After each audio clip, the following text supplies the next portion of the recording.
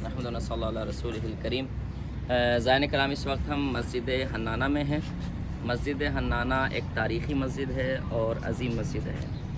مسجد حنانہ کو حنانہ کیوں کہا جاتا ہے؟ حنین ایک عربی کا لفظ ہے جو اونٹنی کے بچے کے لیے استعمال کیا جاتا ہے، گریا کرنے والا، رونے والا، گڑگڑانے والا، اس کے لیے استعمال ہوتا ہے۔ تو پھر اس مسجد کو مسجد حنانہ کیوں کہا جاتا ہے؟ کہا اس لیے کہ جب مولا کائنات علیہ السلام کا انتقال ہو گیا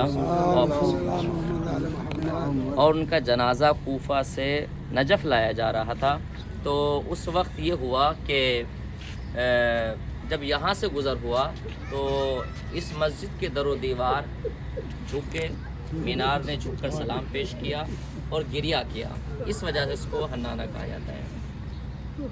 تو اتنی بات تو طے ہو گئی کہ امام صرف انسانوں کے امام نہیں ہے، کائنات کی ہر شے کے امام ہے۔ مسجد حنانہ کے لیے بیان کیا جاتا ہے کہ جب مولا جنگ صفین سے واپس آئے نا تو صحابہ نے کہا مولا ہم چاہتے ہیں کہ مسجد تعمیر کی جائے، اور جب مسجد کی تعمیر کی بات آئی تو مولا نے اپنے ہاتھوں سے اس مسجد کا سنگ بنیاد رکھا ہے۔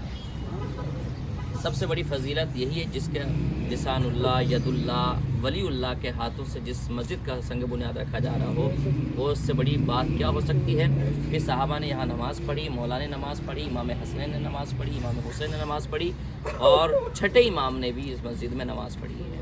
یہ بعض روایت اور حدیث سے ثابت ہے۔ اس مسجد کے بارے میں بیان کیا جاتا ہے، امام نے تاکید کہ جب یہاں جاؤ تو 2 رکعت نماز ضرور پڑھیں مسجد حنانہ میں۔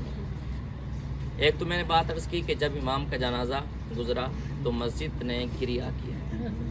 کتنی مظلومیت ترین ذات تھی میرے مولا کی، اور کتنی مظلومیت کے ساتھ مولا کو مارا گیا کہ ان بے جان پتھروں نے بھی امام پر گریہ کیا ہے۔ دوسری سب سے بڑی بات یہ ہے کہ جب اہل حرم کو اسیر کر کے کربلا سے کوفہ لایا گیا نا، تو تاریخ بیان کرتی ہے کہ لوٹے ہوئے قافلے کو ایک رات اس مسجد میں ٹھہرایا۔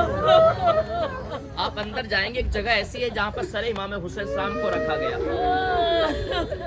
اور جب پوری رات گزر گئی، سویرا ہوا تو جناب زینب سید سجاد کے قریب آتی اور کہتی ہے بیٹا سید سجاد کیا ہوا، بڑی دیر ہو گئی، ہمیں آگے کیوں نہیں لے جایا جا رہا ہے؟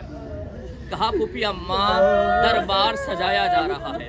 اب جیسے دربار کا نام جناب زینب نے سنا تو جناب زینب نے رونا شروع کر دیا اور کہا بیٹا سید سجاد زینب جیتے جی مر جائے گی لیکن دربار میں نہ جائے گی۔ کہا پھوپھی اماں کیوں؟ کہا اس لیے کہ میں نے اپنی اماں زہرا کا حال دیکھا تھا کہ جب وہ دربار میں گئی تھی تو اپنے قدموں پر چل کر گئی تھی، لیکن جب دربار سے واپس آئی تو حسن و حسین کا سہارا لے کر آئی تھی۔ جب میری ماں فاطمہ زہرا دربار میں گئی تھی تو بال سیاہ تھے، لیکن جب واپس آئی تو بال سفید ہو چکے تھے۔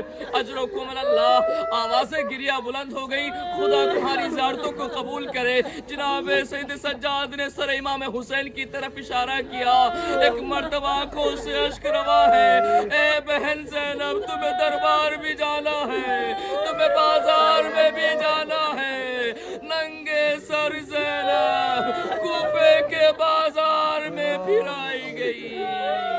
اے لوگو، یہ علی کی بیٹی